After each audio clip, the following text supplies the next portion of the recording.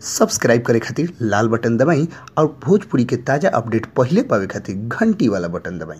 छपरा जिला भोजपुरी पर वो लोग के बहुत बहुत स्वागत बा। जी हाँ, दिनेश लाल यादव निरहुआ के बहुत बड़ बयान आ रहा बा। जी हाँ, वो लोग सुने खातिर वो लोग थोड़ा देर इंतजार करी, अंतिम तक न्यूज सुनी। हम बताओ तनी कि दिनेश लाल यादव बयान का दिले बना। जी हाँ, जब मीडिया से बात करते हुए मीडिया वाला जब लोग सवाल पूछलस दिनेश लाल यादव निरहुआ से कि का राउर अस्तित्व पर पवन सिंह और खेसारी लाल यादव के खतरा मंडरा रहा बटे, तो दिनेश लाल यादव सीधे सीधे तौर पर जवाब दिले बना कि ई एकदम बिल्कुल गलत बात बाटे। हमार कोनो खतरा नजर नहीं है मंडरात, काहे कि हमरा के पब्लिक चाहे वाला हमार फैन बा, और खेसारी के चाहे वाला खेसारी के फैन बा, पवन सिंह के चाहे वाला पवन सिंह के फैन बा। और बात रहल एक्टर लोग के, तो हमनी में अंदर में कोनो प्रकार के दुर्व्यवहार के भावना नहीं है। हमनी के सब कोई एक साथ कहीं भी भेटाइला सन तो बैठिला सन, जानिला सन, एक दूसरा से हंसी मजाक होला, लेकिन ऐसा कोनो बात नहीं है आकि ये लोग के अइला से हमार कोनो अस्तित्व पर दाग पर काहे से कि ई कोनो नया आइल बा लोग ना। एकरा पहले भी बहुत फिल्म के साथे ई लोग टक्कर दिले बा, लेकिन दिनेश लाल यादव निरहुआ के अंदाज एगो अलग बा। लोग जानत नहीं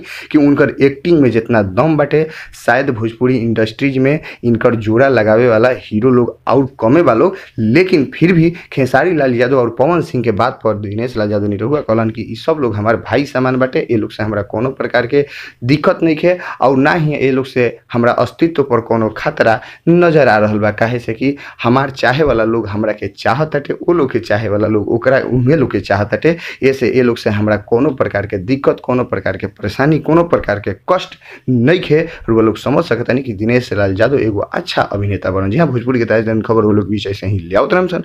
बस लाल बटन दबा के सब्सक्राइब करिए और घंटी वाला बटन दबा के सबसे तेज अपडेट पाई। धन्यवाद।